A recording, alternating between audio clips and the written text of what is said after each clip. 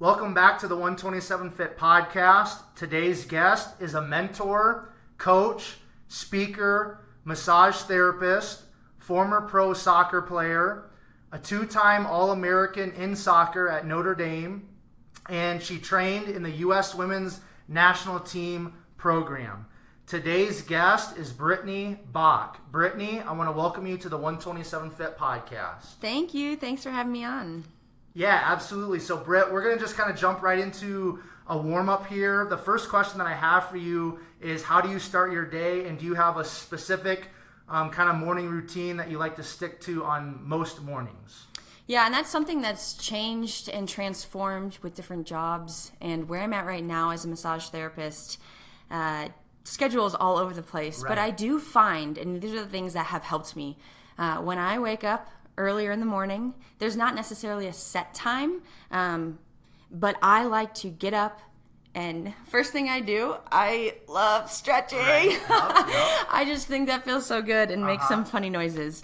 But I generally will try to find some quiet time. Sometimes I don't create enough space for me to do that. But for example, this morning, woke up a bit earlier than I normally do. Right. But in those times, I like to go and just find peace. Either I go work out, which actually gives me a lot of peace, or I went to church this morning and I went and sat in prayer. So to set my day with that, getting my mind right and getting my body right when I work out, I feel so much better throughout the rest of the day. Awesome. So I do find if I don't do that, the rest of the day can be a little off. Right. Now, in regards to like that quiet time, is it just kind of like a time for you to like connect with God and just kind of get your mind right and kind of focus on the rest of the day, or what is kind of specifically that quiet time focus? Yeah, starting off just being grateful. There's times in our lives when there's a lot of stuff going on and we may not always find gratitude because we're frustrated. And so I have found by starting the day and just saying thank you and thank you for this day, thank you, just in gratitude. Right. And a lot of that, sometimes, actually a lot, I am prepare my steps, Lord. Like, who do you want me to meet today? Who, like, give me courage to talk to the people that step in my path. Right. And it's not, and this is where I'm like kind of offering this up and allowing him allowing the Holy Spirit to work through me. So for me, when I don't and I'm operating in my own, then I get busy, I am distracted. Right. And so for me, just being grateful and really just setting the intention, like, what do you have for me today? Cool. I love it. Now, as a part of kind of that morning routine or whatever, is there like coffee involved? Is there some sort of like food or anything like that? Or are you more kind of like not eating or taking in like that nutrition until a different or later part of your day? Yeah, I've actually been playing with that a little bit because before I go to church in the morning, if I'm going to go, this morning I went to 6:30 Mass, so I'm Catholic, and so I don't eat anything before that. Right. Sometimes I will go straight from Mass to a workout, which I've kind of playing with if I need food or not. And this whole fasting thing and people that do that, finding I still have energy. Right now, I actually broke my foot, so the workouts are a bit different. Right, yeah. But in other times, I have always been someone who loves food. Right. So morning, and especially when I was training in college and the pros, I mean, I had a good breakfast, which I had enough time for it to digest, to play. I know a lot of people who are like, I can't eat anything because then I feel sick. Because just in this transition, kind of I try to drink a lott of water when I first wake up, because dehydrated overnight, and I sweat a ton. So, it's been changing a little bit, but finding that I don't need that food right away, especially, I don't know, it just allows me that my focus is not food need this. It's setting my mind on other things. Yeah, absolutely. Kind of denying that natural instinct or kind of that natural pull to like, okay, like I'm up and I haven't eaten for 7-8 hours. Like I need food. So it's kind of like a little bit of maybe delayed gratification or denying that self, right? Yeah, and because I actually training and playing as I did, I could eat a lot of food. For sure, yeah. When I started to I've had 11 surgeries. So through my career and realizing if I kept eating the same amount that I did, so I started to get a pretty bad relationship with food and image. I mean, in women's sports or just women in general or what we're seeing on social media. So I started to just have a somewhat toxic relationship with food. And so now I've been working through that, and it has really helped, and it makes me feel a lot better knowing that I don't always have to go to food to fill me or Yeah, for sure. No, I understand. Like, I've personally had struggles with food or whatever, and just like body image stuff, which sometimes, people like guys struggle with that, and it's actually very surprising how many guys struggle with that just as much as females. And before we turned on the mic or whatever to record, like, we were just kind of talking about some things about maybe like the culture or whatever, and it's like our culture is just so focused on that outward and kind of like image is everything, and it's like that's not just for females, it's for males too. And it's like from a very young age we're conditioned to kind of just look at things a certain way and think a certain way, and it's really hard to kind of break away or break free from some of that stuff. So the body image stuff has been a struggle for me, and the eating for a very long time, even up to this point. Like, I still weigh out some of my food and measure stuff, and can get very like anal and like anxious about food. So I can definitely relate on that. I'm sure a lot of the listeners can relate on that level as well. So all right, so Britt, on the next question as part of the warm-up that I have for you, is there, and if there's more than one, please feel free to share, but is there like a favorite book kind of overall that you have, or a book that you like to gift often? I have read a lot of books. I've also forgotten a lot of, but there's two books that just kind of pop into where it hit me in a moment, just with frustration and pain through whatever. I had read this book, 1,000 Gifts. Okay. And I had it on my desk or in my library for years, but I was intrigued by the cover. It was just this bird's nest with 3 little eggs. Okay. And I was so intrigued by it. And a couple Easters ago, I was driving home to Illinois and then driving back. So I had, 26 hours in the car.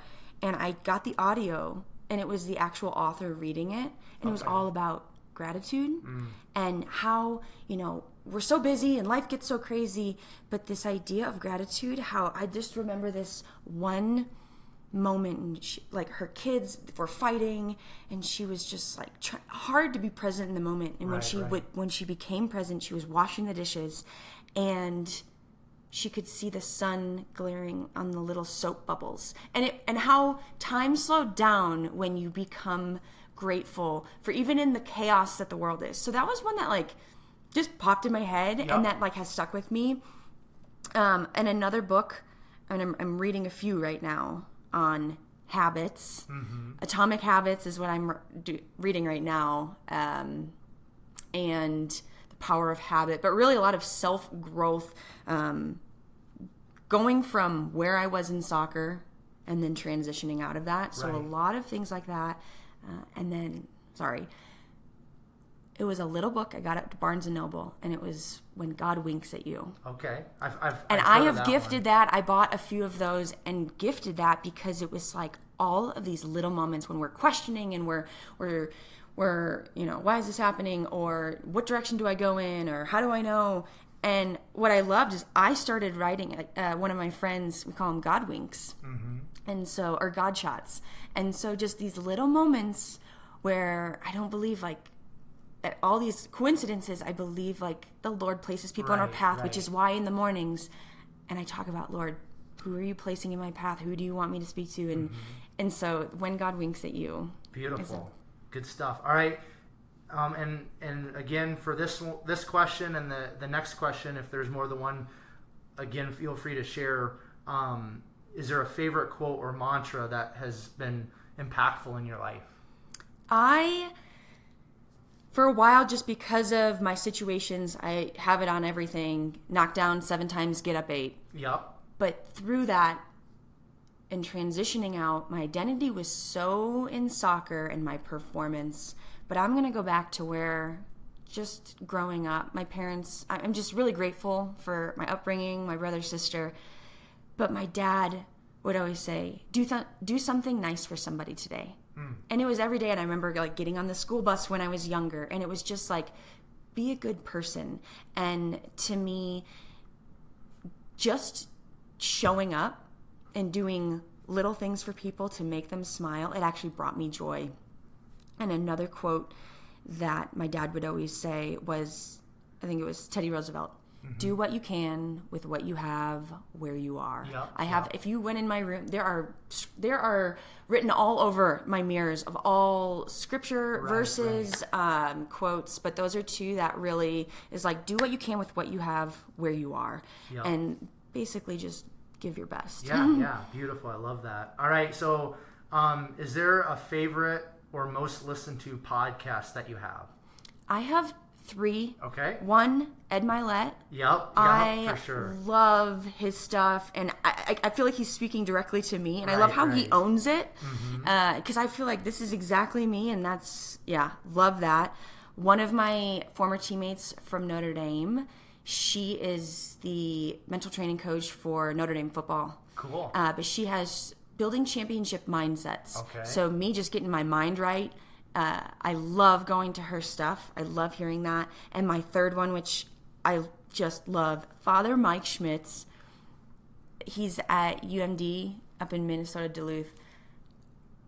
He just brings so much joy. He loves working out. He's super like fun and goofy. And then just, it cuts to your heart in a beautiful way. So those are my 3. Cool. I love it. Yeah, the Ed Milet. I mean, I'm following him obviously on Instagram, follow his YouTube channel, and like that guy, and he's very, very open about his faith and in the God of the Bible, and shares that on a pretty regular basis. Again, not like too much, not preachy, but there's definitely that faith foundation, which I really appreciate and love about him. And then it's just like, man, he's put in the work, and he preaches an awesome message, and I really appreciate him a lot. So I was drawn to it because of that, and I just I don't know, I'm just an athlete, and I'm just like, let's go. Right. So he's got all of that. He's got the fire. He's intense, and the cool thing about him is like he's not like, he didn't build his business like through Instagram or whatever. Like he's got a legit business that he's grown. He's the CEO of, and then he's really just trying to impact as many people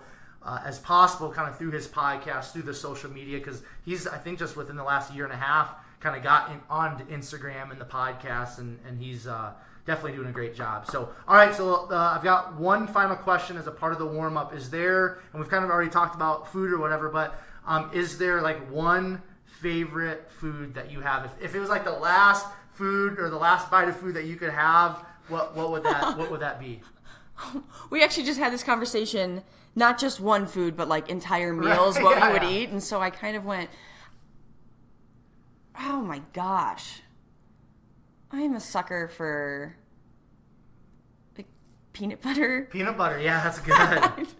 Peanut butter balls, chunky peanut butter with honey, and I'll just eat it off a spoon. Yeah, it's a bad habit. I used to eat in high school. I used to eat just like full jars of peanut butter. Oh yeah, so good. It's filling too. I'm trying to switch to almond butter though, because I know peanuts. That's good too. Yeah. A little bit more expensive, but it's true. Almond butter, cashew butter. It's all good stuff. Okay, so that kind of wraps up the warm up. So we're gonna jump in and get a little bit of a background. Or we're gonna just discuss a little bit about your background, if you don't mind sharing. You already talked about growing up in Illinois and things like that, but kind of just like, and you also mentioned that you had a great upbringing, great family, but just kind of share a little bit about what the younger years looked like for you, Britt. I'm pretty sure they were probably full of sports. So just talk about sports when you started maybe playing sports. I'm sure probably soccer is one of those first sports, and just kind of unpack that childhood for us, if you don't mind sharing a little bit about that. Yeah, so I am a middle child. Okay. I have an older sister and a younger brother.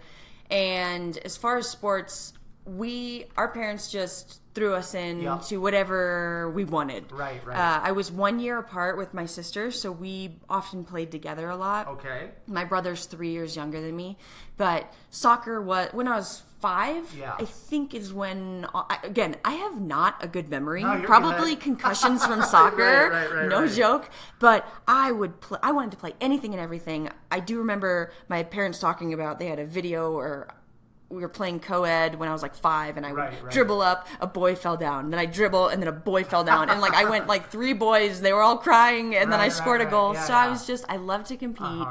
I loved, when I got a little bit older, basketball, played volleyball in middle school, headed a ball over, so I think soccer was really that main one. But I'm close with my siblings, close with my parents, brought up in the church, and I just love my family. I am such a family person, and really athletics was pretty much all I remember. And I loved it. I mean, I craved everything. Right.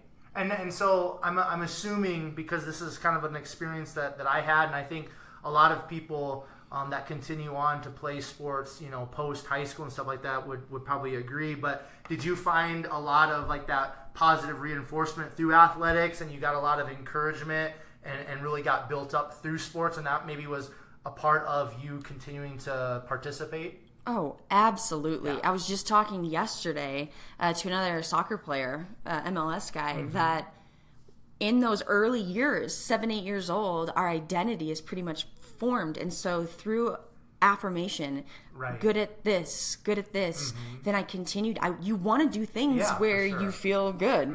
And so I trained harder, and no one had to force me to go train.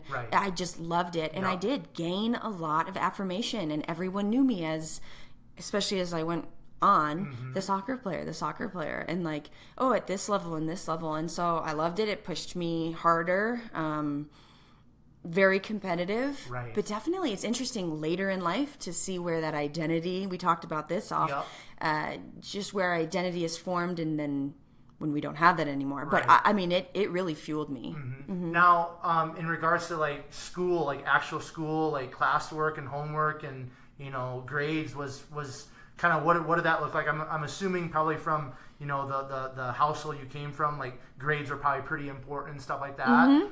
So kind of, did you do a pretty good job in school and perform well grade wise or not? Yeah. So always wanting to be our best. Our parents were, I think our parents did an amazing job of disciplining, but also showing love, not like too hard, but wanting us to do well in school, because it's like, you can't just be good at sports and go do that and slack off in school. Like, be your best version in everything that you do. And not that, I mean, and I think I might have taken that to an extreme to where I became very hard on myself and doing that. But that's something I built up. But in school, did well. When I started to travel all over the country, I started traveling when I was like 13, 14, overseas, and would have to come back and catch up on school. So doing that at a younger age, it gave me structure, but I did well in school. Went to the University of Notre Dame, did well, but wasn't like excelling. Like my brother, I just call him a genius. He's got a whole nother level. But I was like a procrastinating perfectionist. I would stay up late to try to get things done, but I got into that position because I procrastinated, but I had to do well. And I think for some of us, like, that are super disciplined and driven, like, there's something about, I don't want to say it's an addiction, but there's something about kind of that adrenaline hit that we get. It's like, okay, like, dude, you force yourself to go to that last minute, and there's like some sort of an adrenaline thing or something going on internally where it's like people that are like us, very, again, disciplined and driven. It's like, there's something we kind of get out of that, I think. You know what I mean? It's like, I've got time. And it's like, okay, I don't have any more time. I got to get it done. And then we get it done, and then we get a good grade. You know what I mean? Would you agree with that? Oh, absolutely. And it's like coming down to, in a soccer game, you have 10 minutes left, you're a goal down. Like, you got to push hard. I definitely feed off of that. Yeah. All right, now, everything sounds really, really great about your family and those earlier years, but at some point there had to be some sort of difficulty for you personally, Britt, or maybe an obstacle that you had to overcome, maybe junior high, high school, something like in that area. What was there anything specifically that you can remember that you wouldn't mind sharing that was maybe a hard time that you had to really overcome in junior high school, some of those younger years? And that is where I'm currently right now looking at where I'm at, right, where my mind is at, because the mind is so powerful. Absolutely. And how we can just create, when we have experiences, things happen. So that's something I'm working through, but I do maybe not so much junior high to high school, but I do think in those years, performing in sports, like if I didn't do well, or if I didn't think I did well, I was actually more hard on myself instead of like external stuff coming in. Yep. But training, it was my sophomore year in high school, freshman or sophomore year. I really wanted to make the national team. Okay. So there's the youth national team program, and I saw some of my friends get on, and I was like, what? Like, no, that's where I want to be. Right. I mean, when I was 8 years old, I wanted to play professional soccer. Yep. But I do remember there was a time, and this wasn't necessarily a setback, as it was a moment that set the trajectory forward. So I went to this soccer camp. It was a national team or regional team camp. I was from Illinois, so it was Region 2. And we had a bunch of sessions that, maybe it was a national team camp. It was I don't even remember. It's okay. But we had classroom session, and all I wanted to do was play soccer. But there was this one speaker that came in and talked about this runner, this wanting to run a mile in a certain time. So I don't even, like, at that time I didn't remember who it was, but what I did was I got a poster of the U.S. national team with their gold medal at the Olympics. Yep. And I got that poster, and I had bunk beds with my sister, put that on the top, because I was on the bottom bunk. Yeah. And then I ripped off a cardboard box and wrote national team, just do it. And I had glow-in-the-dark stars, so that when the lights went out, it was like burning in my brain. That's awesome. So like that, seeing like a friend or two that made the national team, and I was like, that's what I wanted, like, oh. Right. So it really propelled me, had that vision in front of my face, and then continued to work, continued to sacrifice, continued to do the things. I missed a lot of time with friends. Right. I never got into partying. In fact, I didn't have a sip of alcohol until I was 27 years old. So it like propelled me Yeah. because I wanted that so bad. And it wasn't like a coach said, you're not good enough. I never had a moment where I think I got cut, which I know often is a time where it was more so like, I knew what I wanted, and I wanted to get there. So, and it was more so college and into the pros where it really was the challenge. Yeah. And we'll get there. But now you've kind of mentioned a little bit like putting pressure on yourself more so than people from the outside. Putting pressure on yourself to a certain extent can be a positive thing and a good thing, but then also there can really be a dark side to that, because that's where, like for me in my younger years, there's a lot of performance anxiety and just a lot of internal turmoil. So was that something maybe in those younger years, as you started to put more internal pressure on yourself? Was there any like creation of anxiety and things like that, just around trying to be the best version of yourself or the best soccer player that you could be? Oh, I absolutely. It doesn't you don't just wake up one day and it's like, what the heck? That may seem like that, but I'm sure that built, hard on myself in school, because I wanted to be the best. Yep. And so putting that external pressure, putting those pressures on myself, it started to build up, and it started to, and again, I don't have a great memory, you're good. Yeah, but okay. I just remember coming home from like out of the country and making up my work, but it was the standard. Right. It was the standard, so I didn't see it. And for so many ways, it served me so well to get to that level. But once you kind of get over that, where it becomes too much, you become very hard on yourself, and you created a pressure that was never meant to be there. And so I definitely know that definitely was building up through those middle years. Okay. Cool. All right, so let's dive into a little bit of like college and your college experience. You've already mentioned, and we mentioned in the intro, you went to Notre Dame. I believe, if I remember correctly, I think it was on your website, you went to 3 Final Fours in soccer in 4 years. Is that correct? Okay, cool. So you had a lot of success. Going to Notre Dame, that's a legit college, Division I. Had some amazing experiences and things of that nature. So just kind of unpack that full experience, those 4 years, kind of like when you first got there, and just kind of like what it was to be a freshman, and then we'll move on from there after we talk a little bit about the college experience. Well, and going through that process in high school to pick a college, I was like, I want to be on a team. I want to win 4 national championships. Like, I want to be on a team that's it. Right, so it was always North Carolina where I wanted. That's the women's powerhouse that has been for the beginning. But my final 2 were between North Carolina and Notre Dame. But it was, even on the visits, it was hard because I always wanted to be a Tar Heel. And in the recruiting process, stepped on campus.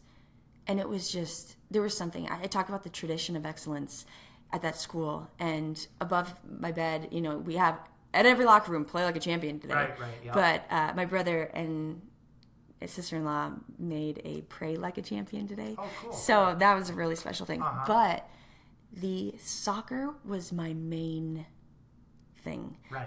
I wanted to have a good education. My faith was important to me.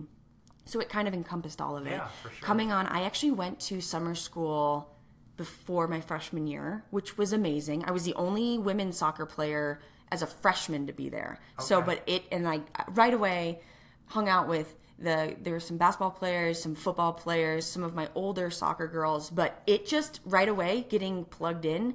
So happy I did that. Right. And I just hung out with all the athletes. Like that's just where I was comfortable. And so my freshman year, I was playing center mid, so got a good amount of playing time at center mid, and that was always my position. And then it was halfway through my sophomore year, we graduated a senior that was just this stud forward from Canada, Katie Thorlickson. They were like, Britt, let's try you up top, because I was a very strong player, very physical, strong in the air, and so we played me up there. And then for the last 2.5 years of my career, played forward. Okay. And so got a lot of playing time. We had a powerhouse forward front line. We had Carrie Hanks was 2-time Herman Trophy winner. Like we had powerhouse. We had a solid defense. Right. And we pushed it. Like I was just talking the other day, I was talking to the Chamber of Commerce and pulling out, GOAT, greatest of all time. My freshman year, we wanted to come in together and we had BAD written on our shirt. And you're thinking, okay, bad. But it was building a dynasty. And so that we lost in the Elite Eight my freshman year to the eventual champs in Portland. Okay. My sophomore year, lost 2-1 in the finals to North Carolina. Wow. Then we lost in the semis, and then my senior year, 2-1 again in an undefeated season to North Carolina. Wow. And so it was like, oh man, you just never. Yeah. And I wanted it so bad. I know my teammates wanted it, and we were a good squad. And that was hard. Right, but that was kind of part of this transitioning out of soccer. And as I'm still growing and learning, is like, it's not, your identity is not in soccer. Right. That's not who you are. But I think I had attached a lot to it. Of course. So you end your last career game in college and, obviously got accolades. And one of the years was Offensive Player of the Year and scored 46 goals. But it was like, I had so much fun. 46 goals, 23 were with my head, which explains where my brain doesn't work sometimes. But it was just like, I love diving headers. So it was so fun. Our stadium, they now have a bigger and new one, but it was just, our fans were right there. I mean, I just got chills like thinking about that, because it was great memories. And of course, I mean, especially like when you're that successful and you're winning, like that just usually accelerates life and the fun that we have when you're winning or making money or just accomplishing goals. Like that just makes the whole life process usually that much more fun and enjoyable. So now I want to take a quick step back, because I don't think up to this point I've had somebody that at your level in regards to an athlete. I've had some people that like played Division I football and things like that, but playing at the University of Notre Dame is, again, that's like legit D1. Now, so I want to talk, if you don't mind, a little bit, Britt, about like kind of that recruiting process, because, I mean, you were playing on these national teams and traveling it from a very young age. So were you at some point just getting letter after letter after letter, or kind of what did that look like? Because you said very clearly it was like kind of between Notre Dame and North Carolina. Did that ever waver or not? But how did that kind of recruiting process look like for a Division I athlete? Well, it's really funny because, again, I don't remember, but my mom, on the day that you could receive letters in high school, whatever day that was, I don't even remember, she was laughing because it was like in a movie where there were just packs and letters that were bound together. So the day that I had letters upon letters, and I didn't remember that until she would tell me stories about it.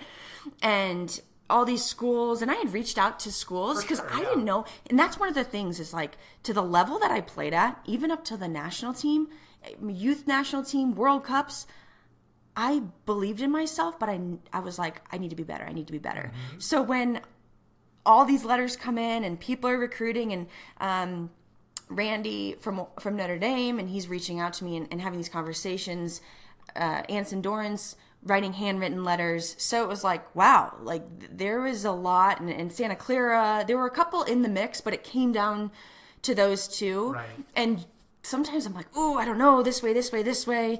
And it was one of those, I just had peace. Right. And I would never take it back, even though we lost. We played North Carolina 5 times. We lost twice, beat them twice, tied once. Just happened to be the 2 times we lost. Right, the most important. Come on. Right. But yeah, the process was cool. I committed at that time. It was considered early. January of my junior year. Okay. Now I feel like it's getting younger and younger, which is insane. It's nuts, but... Insane. But yeah, just that being special, it also taken the weight off my shoulder for the rest of that senior year. Because then actually my senior year in high school, I went and played with my high school soccer team, and we won state. And it was amazing and fun to be a part of. But definitely the recruiting process, reached out to a lot of coaches, and being at the level I was, it felt good to feel the interest. And that kind of was going into the pros, a whole nother story of that process. Yeah. Now, for any young athletes out there that, whether it's soccer or some other sport, you hear about kind of the recruiting a lot in regards to football, just because football is so big in our country or whatever. But would there be maybe a suggestion that you would give a young athlete that's trying to get recruited or trying to go Division I or something like that in regards to recruiting, maybe something to look out for, maybe something they should try, just any tidbits or anything like that? Yeah, I mean, there's a lot of pressure, and absolutely. You're young. When you think about how young you are, making this decision for the next 4 years, especially a sport like football. But just seeing, you can create a good relationship with a coach, but coaches can be gone. You can create, you find your team when you go on these visits, and who do you really gel with? What kind of environment do you want? What's the standard that you want to set? And then off the field as well, the environment around the school. So for me, I looked at all these different things. If I just looked at soccer on that, if I get injured and soccer I can't do it, what's the rest of my career in those 4 years going to look like? The support, the environment. So that is something huge. And just seeing in your heart what feels right. I think that was, for me, it just felt right. Cool. Thank you for sharing that. Now, you've also mentioned previously that you've had 11 surgeries. Did any of those surgeries or any major injuries happen during your time in college, or was the majority of all that kind of post-college? Well, we will laugh. If you go to the training room at Notre Dame, well, now that I'm out for 10 years now, but we just laugh at my stacks of stuff. Okay. But I had 1 surgery in college. So I played through a lot, and the majority of it came post-college. And there is a journey upon that, I mean, I played through a lot. And there's jokes about me always being in the training room, but I played hard. Nothing too No, I serious just had a hip scope. Okay. Okay, cool. So college experience was amazing, a lot of winning. So let's just start unpacking kind of post college. We already again mentioned, you played pro soccer and things of that nature. So, but what did it kind of like after college? All of this winning, all this success. Was there like a wait period for you to step into the professional soccer league or whatever, or did it just happen immediately after you graduated? What did kind of that process look like? Mm-hmm. So, telling you my dream from when I was young, professional soccer national team, like that was my dream. Yep. That time leading up, there was the WUSA, which was the first pro league in the U.S., was 2000, 2001, 2002. Okay. It was like 3 years. So this time that I'm then 2002 to 2008, there was nothing. Okay. And so, but I had that dream and desire. So I forget when it popped up, but it would be 2009 would be the inaugural year of the WPS, Women's Professional Soccer, which was my senior year. Okay. So it was never a question of like, what am I going to do in the sense of, am I going to play or not? I always was going to play. Right, I was like, then I'm going to go overseas. I'm going to do something. Yep. It was perfect timing for the WPS to start up 2009. I had taken so many summer school classes. There were 2 classes that I had left that were second semester classes because I was a marketing major, and it was like you had to take, doesn't matter. Yeah. So especially the bitterness of losing in the national final in December, it was just like, it's go time. Yeah. Like there's no time, like, yeah, I'll cry hard, but it is time to train. And our spring semester senior year was like, oh, that's a time I could just have fun and whatever. But I was all business, training, waking up early in the morning, running by myself, training extra with the team when I could, showing up. I was doing U23 or U21 national team, so a little bit of traveling there too. So like it was perfect timing. The draft was in January. So December, 7th probably was my last game, and the beginning of January, middle of January was the draft. Okay. So train, and it was one of the coolest experiences. Now the draft is getting bigger and bigger. Right. But for the inaugural year, I had talked to some coaches, but my name was not being thrown around. You'll hear first round, second round, Amy Rodriguez, like you knew players that were going to go first, second, third.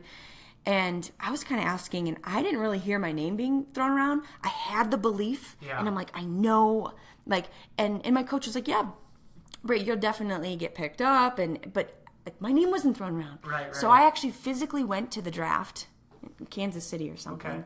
And I'm sitting in the front row with some of my teammates, and there were 7 teams. And I just remember it was so special because I'm sitting there. We knew 1, we knew 2, we knew 3. And Los Angeles Soul, it was like Los Angeles Soul on the clock. Charlie Nemo comes and kneels down in front of me. He's like, hey, Charlie Nemo with Los Angeles Soul. Just wanted to let you know we're picking you up next. Cool.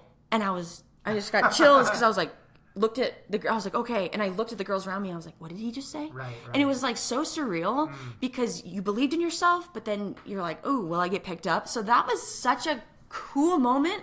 But I then walking into the pros, I mean, I prepared. We had Shannon Box, Ali Wagner, Aya Miyama, Camille Abley. Our midfield was stacked with just international and women's national team players. Marta was our forward, who was like my idol and who I'd see. So you're coming into an environment, it's not just women's, it's from the whole world. Right. So preparing for that and where I would step in was a really cool moment. Awesome. So now, so you train all of the, like your spring semester at college. You get drafted in the first round, correct? Okay, in the first round. Now, what? So did this league become MLS, or did that league fold and then the MLS came on? Because like I'm just for full transparency, like I'm not. I'm not a soccer person at all. Like I know the women's USA team's playing in the championship on Sunday or whatever. There you go. That's about all I know. But I know like MLS and stuff. So. What was this like? The league before the MLS, or what did that kind of look like? So MLS is Major League Soccer for men. If I play, I always see that. No. That's how much I know. But what's so funny is before in high school, like I was like, I'm gonna be the first woman in the MLS. There you go. Like that You would say that That's was awesome. my thing. Yep. So WPS was 2009, 10, and 11. Okay. It folded after 3 years. Okay. It was women's professional soccer. Then there was a gap year, and then the NWSL, National Women's Soccer League, is now the league that's been going for however many, since 2013. Okay. So, yeah. So, and it's crazy because we were kind of, I mean, we had the Pioneers back in WUSA, the other league, but we were pretty much the Pioneers. I got drafted my rookie season. I left in February from college, March preseason and all that. We played that season, that year. We won the league. Wow. And that is a cool story about me, just that first game. If we have time, I'll go into it. But that team won the league, then it folded. Then I got dispersed to DC. Then that team got bought out. Then the third year I was in Western New York for an expansion team. We won the league. We won the championship. And then the whole league folded. Wow. So I was moving every year. Right. The teams were folding. Some people stayed on the same team if their team didn't get. And then there was a gap year. People went overseas. I went overseas to Sweden. Then the Pro League came back, signed in New Jersey. So it was a lot of moving around. Now there's a lot more stability. Correct. And pay is a little bit better. So okay. So I want you to share with myself and the listeners, like that first professional game experience, like you just said. If we have time, we have time. We're going to make time, because that's amazing. Because like since you were a little girl, like your whole thing was like become a pro, like soccer. So I do want to hear that story, and I know the listeners would love to hear that. And then after we get done with that, let's talk about your mindset and what was going on, because I want to dig a little bit more into like kind of what was going on inside of you, Britt, because like we're all human beings. We all have struggles. We all have, like we talked about earlier before we turned the mic, insecurities and things going on. So up to this point, it's like, family's spot on, college is spot on, you get drafted in the first round, spot on. But there has to be some stuff going on, especially once this team folds, this team gets bought out, this team folds. There has to be some sort of turmoil or thoughts going on in your mind. So after that first amazing experience of being a pro athlete, your first game, let's talk about kind of like some of those things that were going on internally when you were bouncing around and having to move and stuff like that. Is that cool? Yeah. Okay. All right. Well, and this is just what I love about sports in general, how much I've learned. Right. And I really, truly don't know what my life would be without for sure sports, because it was my life. But training, getting drafted first round, it wasn't like, all right, I still had to make the team. Right. I still had to earn a contract. Mm-hmm. And so I was just relentless. I pushed it hard. We get out there to LA, and center mid was my position. I played forward in college some, but I'm not a natural forward. Right. So all throughout preseason, I was training at center mid and forward.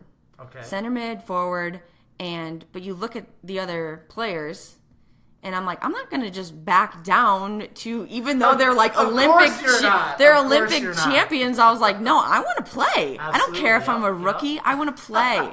I didn't come here to sit. Right. So it was 4 days before opening game. Okay. And we're building up. It's going to be 15,000 people at the Home Depot Center. We got sponsored. It was amazing. We had these humongous posters of us. Mm-hmm. It was like ginormous. Uh-huh. And so just really cool professional experience. But 4 days before opening game, coach comes to me, and I think Charlie too, and say, hey, Britt, how do you feel about center back?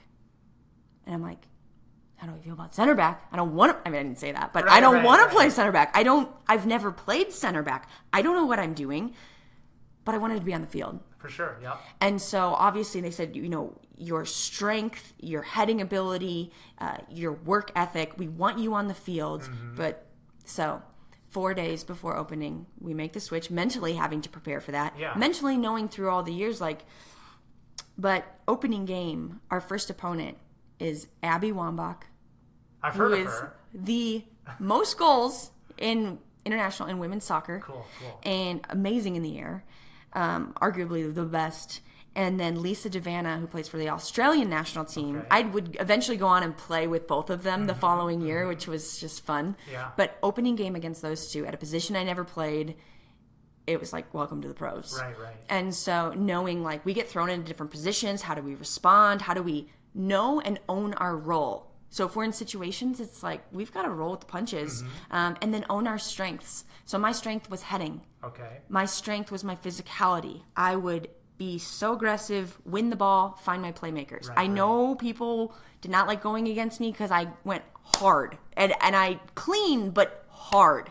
And it was just really cool because after that game, we won 2-0. There were a couple of just amazing plays that I went off instinct. And I'll tell you what, our back line, we were young. But I just kept stepping forward. And my whole back line was like, Bock, stay! But I just pushed hard. It paid off, and we worked throughout the season to work with that. But that was the game that Pia, the national team coach, saw me, and that entire year I was playing with the national team, traveling the overseas and doing that. And so it was like at a position I'd never played, so it was like really awesome. But then through that training, playing, I played with March and May. I had foot pain, but you play all the way through, and it was November. And after that, I ended up having double foot surgery. I played basically on 2 broken feet the entire year, which was really hard, but adrenaline, right? Yeah. So, and you're a pit bull, so you're good to go. Yeah. So like transitioning from being literally at the top of my game, playing every minute, playing with the national team, to double foot surgery, and then the day out of my second surgery, getting the call that our team just folded. So that transition, my identity placed in, great performances, but then the injury, and then the team folds, and then we get dispersed. Every year a team folded, a league folded, and I went through ups and downs, surgeries, and I had really healthy seasons playing every minute, and then I'd following year break some ribs, concussions, and so that really was struggling. Where's your mindset with all of this stuff? Because I mean, you just talked about struggling or whatever, but just like internally for you, Britt, like what, like those highs and those lows, like you're on again, like drafted in the first round, you're on this team with all these studs, and stepping into the goal that you've had since you were a young girl and being a pro athlete, all this stuff. Then you have the first kind of double surgery on your foot, and then the team folds. And so like where's your mind at? Like, were you just like kind of continuing to kind of like put your head down and just like keep grinding, just keep pushing through, like kind of you always done? Or were there maybe starting to be some doubt and some different things going on inside? Well, there was never a question with me that I'm not going to come back. Right. So I was frustrated, especially then going to Washington Freedom. Okay. So double foot surgery. Now I'm going to a team. They had the core of their team, and I had to earn my way back. And I had to not just recover and move across country and do that, but they've got their core team. Right. So my mindset, though, but I kind of like I came into the pros. I'm going to play. Like, I'm going to do what it takes to play. And so definitely starting in this frustration, but my strength was my strength. And I became, in the way that I played, it was like, I'm a warrior. Like, I will make it back. And people saw me as that. But I think I started to latch onto that, becoming my identity. Like, I had to struggle for me to be worthy to play. Right. And it was, and that has built in for years to where I'm at now. But definitely, I will tell you, this is where my faith is. Where I'm at now is because, let's just back it up. Back in college, even at a University of Notre Dame, where I have opportunity to pray in like beautiful places and resources of people and community, but I had this desire to pray deep in my heart, and I started to get frustrated because I wasn't praying. I would go days, weeks not praying. Well, I was distracted. Soccer and boys. Like, I was like legit. I hung out with a bunch of athletes in their dorm while they played video games. And and so I was so distracted. But just like soccer, you have to work at it, or a sport. You have to put the work in every day. Right. Now I had this desire deepen my spiritual life, and it was a calling on my heart, but I didn't put the work in. Right. Because I had other distractions. And so in these surgeries and these injuries in my professional life, I started to it brought me to my knees, and it was like, okay. And I would dig deeper, and I would go into scripture, and I'd start listening to a little bit of Christian music. But then again, I can do it. I'm a warrior. I can make it back. And so then I got back on my strength. And through the journey, through the years, through the fluke, there was one year I had broken rib, concussion, broken wrist, surgery on my wrist, another broken rib, and came back and played in between all of that. And I just remember with the one broken rib, I got in the car. It was pouring rain.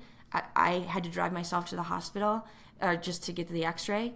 And I turned on the radio, and it was this song, Blessings. And it was pouring rain, and I was just crying. I'm like, how many more do these have to go through? Right. And it was started to surrender, where it was his strength, not mine. Yep. And I started to say that, but I still had the mindset, I can do it. I can get back. And I started to get that confirmation from fans, from teammates, you're such a warrior and coming back. So I think I started to think I really had to do that. Right. And some people were like, "We had 11 surgeries." Or why'd you stop? I talked to people who are I tore my ACL once and I was done. Or I did this and I was done. And so to look back and see how much I kept fighting through, because my dream, my passion was to play in the Olympics. I saw it. I had visions of it, of me playing in the Olympics and all that. And so it was never I'm going to make it back, but it definitely tore me down a lot.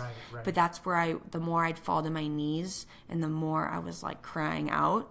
That's where my relationship grew with Christ, and continues to. And the battle of the mind is insane. Yeah, for sure it is. So it's surrendering to that and learning how to. So kind of this experience of going through all the kind of the ups and downs of being a professional athlete, a professional soccer player, do you feel that was God humbling you and just really trying to open up your eyes and your heart to realize you definitely need him?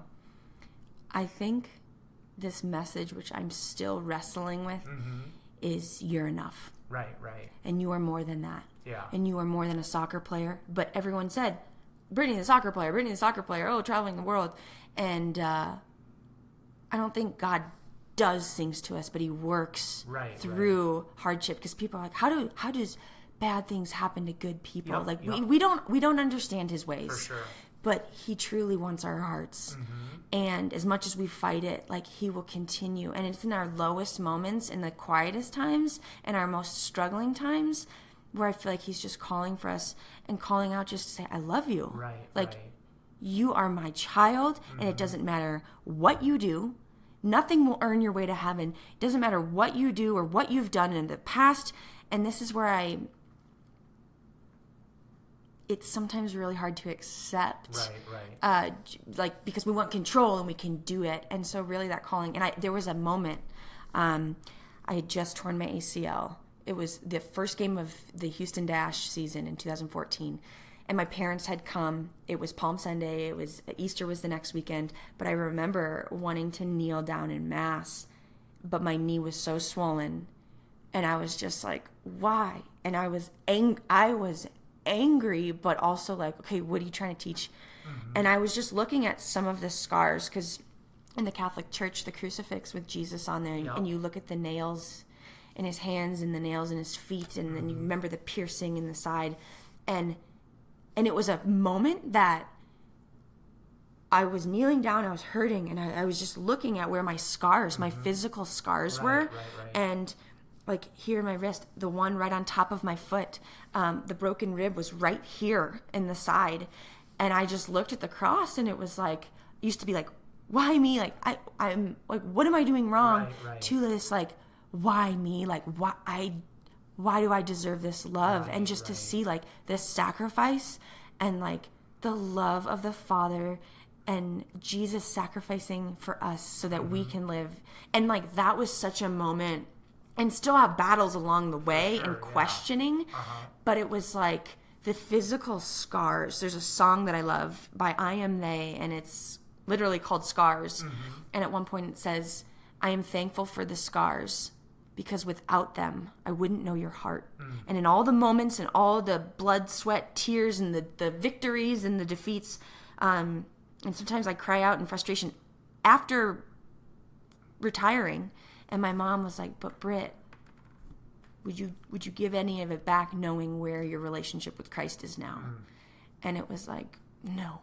Right, and that's where you just separate like the earthly things and what we strive for. And that's why with social media and where everyone's like looking at social media, and we make idols of so many things where we were never meant to. And that's where the depression and the anxiety and the stress is, because we're comparing ourselves to something that's not even real. For sure. It's perfectionism and I've gotten caught in that. And so that's like one of my biggest desires is through this pain and depression and identity and where I went through all of that is like my desire is through sharing and being vulnerable and raw and knowing my struggles is like, I am far from perfect. Have I chased perfectionism? Yes. Right. Is it serving me well? No. And so that is where through this and my journey and my sport is helping people realize like you are so much more than that. Your identity is not in that, and that's what God has been revealing to me. But I'm stubborn. Right. Yeah. So okay, cool. So now let's because like you've like I have on my notes here the word identity and like pretty big because I want to talk about that, and you've already brought it up quite a bit. But before we really get to that point, I want to kind of just like finish or cap off kind of like your soccer career, because your whole thing was like you want to play in the Olympics and all that stuff, and that didn't happen, right? Mm-hmm. Okay, so how have you been able to work through personally not reaching that goal that you've had since you were a little girl? Like you know had that poster on your wall and all that type of stuff. Like at some point, the soccer, you had to decide, like, I'm done with soccer. You retired. And you didn't reach, like, the ultimate goal. So how have you been able to work through that and deal with that? Because that was your entire life for so long. Mm-hmm. I will tell you, it has been very hard. Right. I know any athlete listening to this has gone through that to some extent. I remember 2015, ending that season, and the Houston Dash gave me a contract to sign for the following year, and just knowing that if I signed it, I would expect myself to play. And I think my body was just I had a double hernia. I had a lot of surgeries. Right. And so I was just like, I need to take a step back. And by not signing that, I got waived and talked to other coaches who wanted to pick me up. And I was like, to be honest, probably not playing. Like I need to take a break, but I didn't want to like express that to the world. I didn't want to talk to anyone about it. I kind of just wanted to disappear from it. Yeah. And Chicago Red Stars did pick me up, and then of course that's where I'm from. So everyone's like, "Oh!" And I didn't want to completely write it off and say I'm not going, but in my heart I was like, I need to take a step. So that transition of 2016, I was staying with my parents in the transition of the move, and then I ended up moving out to Denver to here in late May. In May of 16. Okay. And really just... And the Chicago Red Stars, Rory, they were great. They were like, what do you need? If you want to play, like, we are here for you. If you want to take a step back, we're not pressuring you. They were great. They were great. Cool, yeah. And so stepping away and here, and I was lost, and I was angry, and I was bitter. I don't want to interrupt, but I am going to interrupt just for the listeners and myself to be able to follow along. Why did you move out to Denver? Oh, yeah. So, for one, my sister moved out here in 2009. Okay. And I love being outside. I love hiking. I love nature. I love the beauty. I love the silence. Okay. So her being out here, and I visited and had like envy of like, oh, I'm playing, but I want to like look where you're at. For sure. Yeah, so that's one. And the other reason was I had to get away from a city that there was a professional soccer team. Okay. I couldn't be around it. It made me cool. so sad. Yeah. And so then coming here and working the summer just on ends. I had a jewelry business I've been doing for 9 years. Yep. But then again, my identity was so attached to soccer that I was like, I'm a soccer player. I'm not a jewelry lady. Right. But I loved that, like, loved the people in that company in Premier Designs. Like, the growth and the love that I got from that was a very needed outlet in my identity as well, like in feeling loved. Right. And then it was later in the summer, and I'm like, what am I doing? Like, I don't even know what I'm doing. In soccer, it was always soccer. I'm a very passionate person. I'm intense. There's a lot of different things that I like to do. Yeah. And sometimes it's hard. With soccer, I knew my goal and my dream. Yep. After that, I'm like, do I go this way? Do I go this way? Do I go this way? Like, where do I go? And I didn't have peace. Mentioned massage therapy. I'm a very hands-on person. Have strong hands. And I ended up telling my sister. And then James Short, he has an obstacle course out here, a mobile obstacle course. Okay. So I did some work with him. He's like, do it. And my sister was like, do it. Those were the two that really said, do it. And I was just like, okay, 900-hour program, massage therapist, battled through a lot in there because the body, we're going through things, holding on to anger. My ACL still sucks. Right.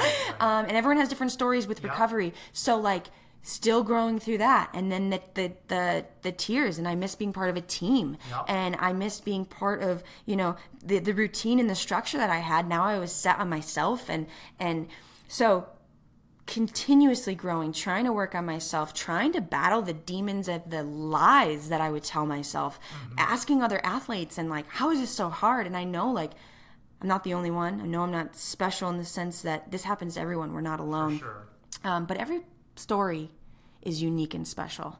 And I, for a while, compared myself. And still, sometimes, like, the comparison. So now, massage therapist, working on professional athletes myself. I have a mobile business.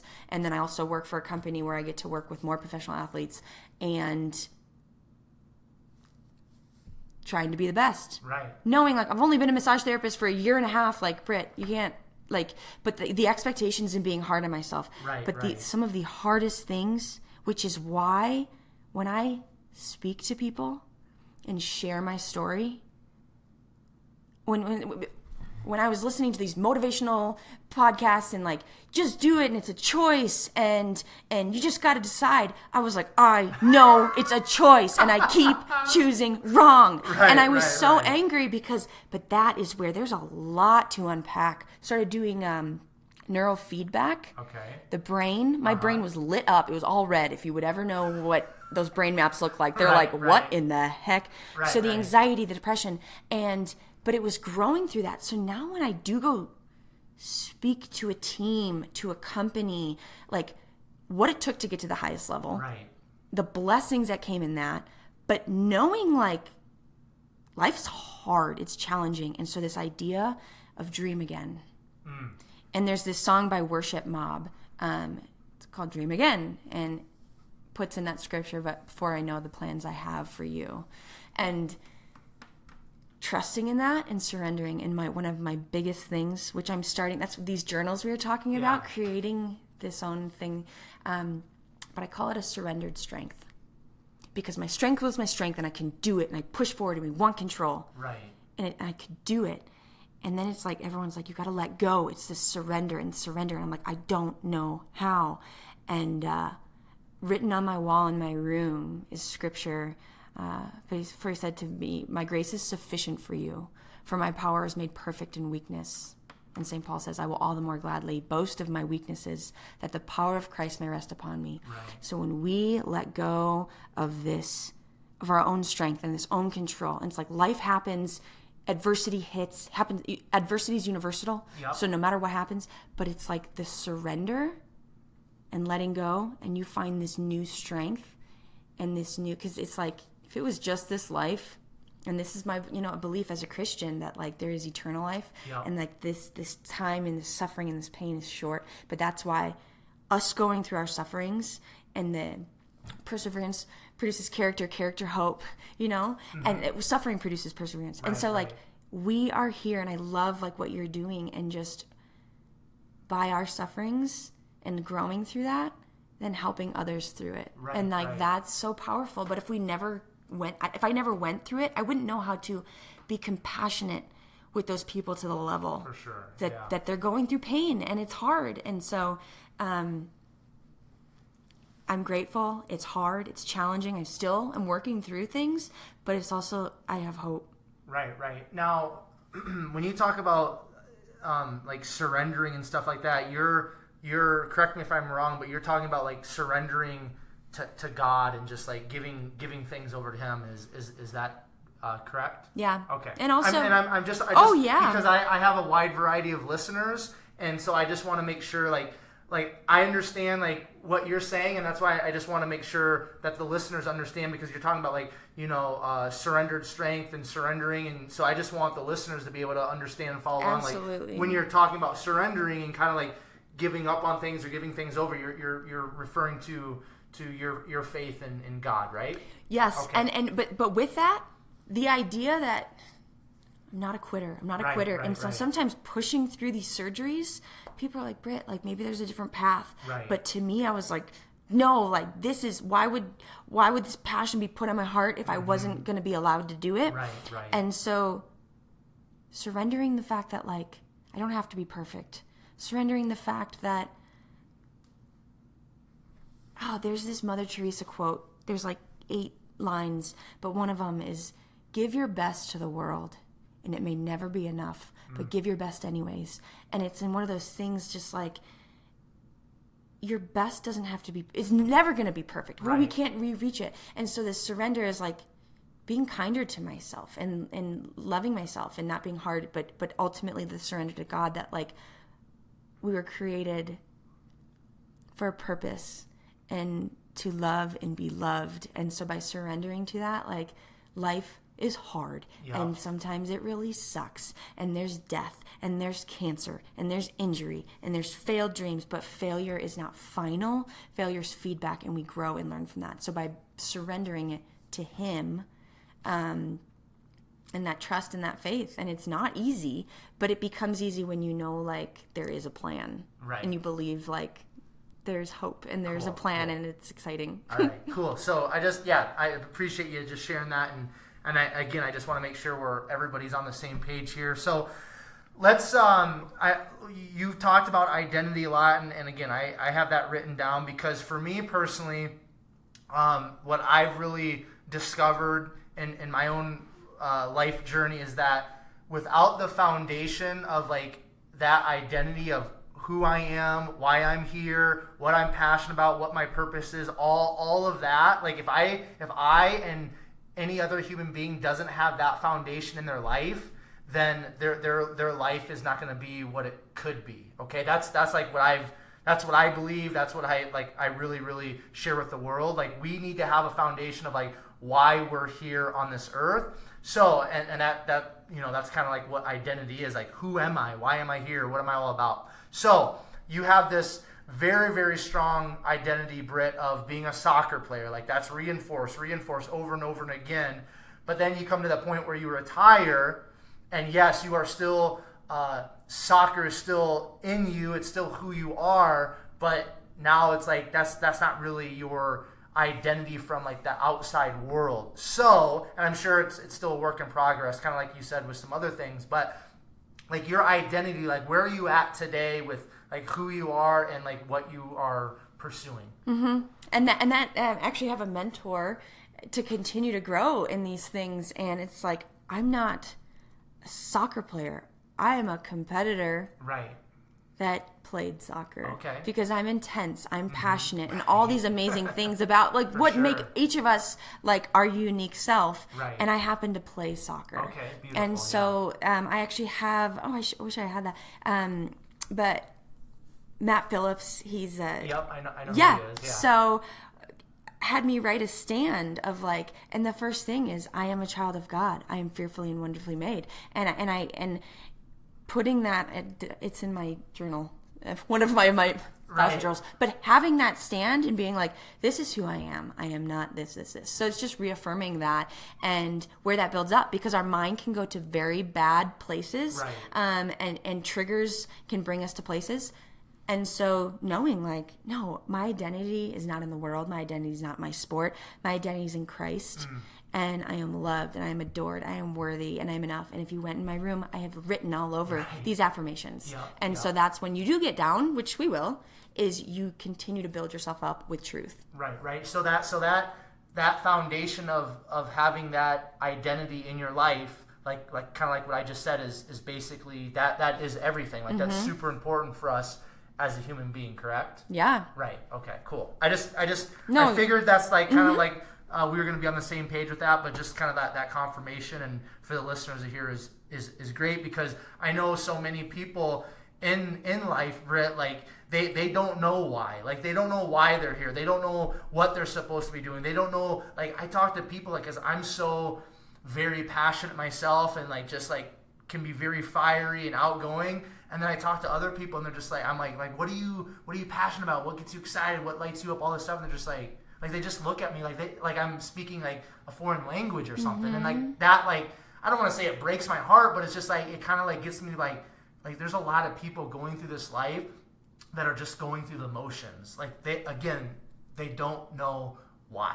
There is no fire. You know what I mean? So that's something that I really want, especially with the next generation and youth, is just to try to, share with them, like, hey, like why are you here? We got to think about this stuff. We got to get that foundation, so then we can go out and pursue becoming the best version of ourselves, or reaching that full potential as a human being. But without a foundation, we know that a house can't be built. You know what I mean? And so that identity is in my estimation, my experience, it's everything in life for us human beings. So all right, so let's so you've retired from soccer. It's been, has it been 3 years now? Or 4 years? 3 years? 2015 was my last season, so 16, 17. Yeah, 4 years. Yeah. Oh my gosh. Cool. So, and you talked about the massage thing and jewelry. So, like, kind of what is, like, where are you? And before we turn on mic, you said, and you kind of, I think, mentioned it, referred to it a little bit earlier, like, you've got all these different things, but is there, like, maybe one or two things that you are, like, locked onto and, like, passionately pursuing? Or, like, what is the overall goal at this stage of the game for your life and what you're trying to accomplish? Well, I think that goes back to identity, purpose, and we're all like, what's my purpose? And we have this desire to find that. Right. And I think what you're passionate about, not what the world says you should be passionate about, but like what lights you up and what fires you up. And for me, it's faith and sport. It's soccer and sport. So massage therapy, I wanted to help people feel better. I wanted to help people with their mindset through like mentorship, and when I go out and speak, and with soccer, I want to help people be the best version of themselves, regardless of your skill level, is like being your best. So I've just worked a couple soccer camps. I have a couple other ones, is helping people either on the soccer field or training in the mind, whether it's a high school or it's a sales team. Right. Those are my passions, is I want people to just, but all through that, this underlying, like, to help them find and feel like what they're searching for is to feel known and loved and worthy. Right. So for me, my faith, I'm Christian, as a Christian, and what I believe. So sharing that through my ministry of massage, helping people with my hands, through soccer with my feet. And I was like, I'm going to be the hands and feet of Jesus. There you go. And, I like that. That's good. And so, but through all of that is by me constantly working on myself, massage, mentorship, through the sport of soccer, through sport in general. So, like, I still don't know, like, what am I going to completely run off with? I'm just going to move, and Lord, prepare my path. Right. Because I'm still figuring out, like, what's my niche, but it's like the people who need to hear it, who want to hear it, I believe, who are searching for it, like, I believe, like, I'm going on that path. I just need to show up. Yeah. I just need to show up. For sure, yeah. So you're just moving forward, and I think that's the biggest thing in life, is people get stuck. And if you get stuck, then nothing's going to happen. But if you just continue to take one step in the right direction every day, to the best of your ability, that you know what that direction is, things will happen. And like in our where we're coming from, like our faith and how we believe God works and things of that nature. Like God, he knows what he's doing, and God is always at work, and he's always, like I always say, like everybody and everything in this world is intertwined some way, somehow. You know what I mean? Like people come in and out of our lives, different situations, circumstances. Like if our eyes and our ears and our heart are open, like every experience in life is an opportunity to learn, to give or to help somebody else. So like that's a big thing, is just understanding, if you believe in God, like God is on the move, like he's working. We just need to continue to move forward in the direction that we believe he's moving us, right? And I just think the beautiful thing from the beginning, talking about the God Wink book, I've had so many situations, like there's coincidences, things that are happening. You just like, thank you. Right. Like, yeah. Thank you. Mm-hmm. Because when we're in the moment, we're stuck, we don't understand. And it's amazing. Like he'll continue to walk with you. He's always there. It's when we don't, like a sport, put in the work where we're either not going to grow, we're either growing or we're dying. Is that right? Like we have to put the work in. And with trusting and walking in that, when we feel stuck, I have felt stuck, and it's in those moments, for what I did, I realized like I wasn't in the Word. I was thinking of my own, and that is why mindset, having a mentor, is so important, because we do get stuck. Right. And that's like, as a coach on a team, like they help us through things. So having a mentor, showing yourself some grace, and just going out and just showing up and working. Yeah. So big. Yeah. So in regards to mentorship and stuff like that, if somebody, because like if you listen to Ed Milet, like he'll talk about, like obviously he's a mentor, he does coaching, but he has mentors, he has coaches, all of these high level athletes, high level entrepreneurs, like people within different religions and stuff like that. Anybody that's on that like next level or high level, they talk about the importance of mentorship, of coaches in their lives and things of that nature. So if somebody's listening to this, Britt, and they want, they have like, they want a mentor, they want some sort of like a coach just to kind of help them through some stuff, like what would you encourage that listener or those listeners to look for or to seek out in a coach or a mentor? Yeah, for one, like that relationship with your mentor. There's some who have several. There's some who you just click with different people, and there could be the best of the best, but if someone doesn't click with someone, nothing should be forced. And so it could be shared experiences. It could just be how that person makes you feel. But we don't make our mentors our idols. Right. And that's important, because we can't, everything they're doing is great. Like everyone struggles. So seeking out, interview different mentors, that's got to be a great relationship. And just knowing like the growth is going to come from the individual doing it. But what I say is like, no shame, no judgment, no comparison. Yeah. No shame, no judgment, no comparison. What you've done in the past, where you're trying to go, you're going to fall down, you're going to fail. And it's like, you just keep going. And so in the journey of this mentorship, it's not like they're going to give me all the tools and I'm going to be perfectly fine on my way. Like it takes work. So in it, you keep walking with it. The mentor, get a good relationship with them, and know that you got to put the work in. If I'm going to throw the ball, you better throw it back. And if you're not going to play catch with me, then you're going to move on, right? All right, cool. All right, so we've been going for an hour and 18 minutes, so we're gonna kind of head towards the finish line here, Britt. What is success to you? What does success look like for you and to you? Well, and we start to just redefine success. Yep. And I hear that a lot, and a lot of my mentors and people that I've talked with and listened to. It's not about the Instagram success, right? And what people see, the money, the cars, all this, the experiences. Success is showing up, doing what you say you're going to do, keeping integrity, and ultimately what lights you up, what makes you feel, not what you think is supposed to make you feel good and feel great on the path that you're going. It's just success is so, it frustrates me from what it's doing to the world and what people think. So just living out your passion and your desire to the best ability that you can. Cool.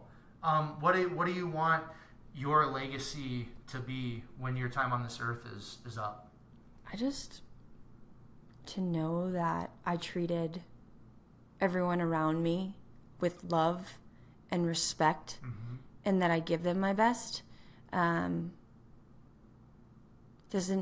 Ultimately it's not what we do, but it's who we are. Right. And so our character and the virtues we live by is, it's hard because we was like, I want to be known as like this amazing soccer player, but at the end of the day, is that make me a good person if I scored 100 goals? And it's like, no, it's like, how am I treating the people around me? And I want people, no matter who they are, what they've done, to know, like, you have worth. And I want people to feel that when I talk to them. Mm-hmm. Beautiful. All right, last question. What sets your soul on fire? Just seeing the joy in other people. Like knowing that through whatever I've gone through, I love to see the passion in people and it come full circle. Like, I get excited. I'm a very passionate person. Love playing sports, love hiking, love getting out there and doing that. But doing it with people. Yeah. Cool. Yeah, I mean, connection and community is in our DNA, and that's a big part of the experience of living life on this earth is, that human interaction. So cool. All right. So Britt, we that kind of wraps up the conversation, and I just personally want to thank you for your time and for inviting me into your home and for just sharing your passion and your story with myself and the listeners. So thank you very much. And if somebody wants to kind of follow along your journey, if somebody wants to connect because they need to get a massage or whatever, where can somebody get a hold of you, reach out to you, follow along, and things of that nature, like social media, website, stuff like that? Yeah. Well, first of all, thank you. Your passion and what you're doing is amazing. And thank you for coming up here. So it's been fun to chat. Yeah. But Instagram is Britt Bock 11, Britt with 2 T's. Social media, what do we have? Facebook. I have Facebook pages, but really my website is BrittanyBock.com. Okay. And cool. You can just Google it, Brittany Bock, and it'll probably pop up. There's Twitter. It's I'll be Bock. Okay. Like the Terminator. I'll be Bock. And yeah, those are my through my website would be able to reach me. Perfect. And for the listeners out there, you can type in Brittany on YouTube. I know you've done some speeches that have been recorded and stuff, so I know I watched another little podcast interview that you had on there. So if you want to, because you do speaking, like you said, like if a school or a church or something like that wants to bring you in just to share a little bit, you do that, correct? Absolutely. Okay. Yeah, I'm getting into it more. Yeah. Okay, cool. So listeners, if you're interested in getting a hold of Britt for a speaking engagement or something like that, and you kind of like want to get more than what you're listening to on the podcast, there's some stuff posted up on YouTube that you can watch and things of that nature. So listeners, I just want to thank you again for hanging out with Britt and myself on the 127 Fit podcast. Your time and you taking time out of your busy schedule to listen to the podcast is greatly appreciated. If you want to reach out to me or find out more about myself and what's going on in my world outside of the podcast, you can find me on Instagram. That's at 127fitness. My personal Instagram is at QVars. Facebook is at Quentin Vars. And then if you guys would do a huge favor for me, if you're finding value in this podcast and the guests that I'm bringing on, which I know you are, just leave a 5-star rating and review. That would be super cool. If you think you would be a great guest, or if you have a friend or acquaintance that you think would be a great guest or guest, just send me an email or give this email to your friend, acquaintance, what have you. That email is 127fit@gmail.com. Just share a little bit about yourself, and then we'll go from there. And then if you guys would share the episode or episodes that you're finding value in on your Facebook and Instagram stories, that would be greatly appreciated. The more eyes that we get, the more ears we get, the more people that we're going to be able to positively impact in this world. And that's the name of this game for the 127 Fit podcast, is to positively impact people. So share those podcast episodes on your stories. Use the hashtag #BeSomeoneToFollow. And then per the usual, I will leave you with Proverbs 24:10, which states, if you faint in the day of adversity, your strength is small. This time until next time, I will catch you guys later.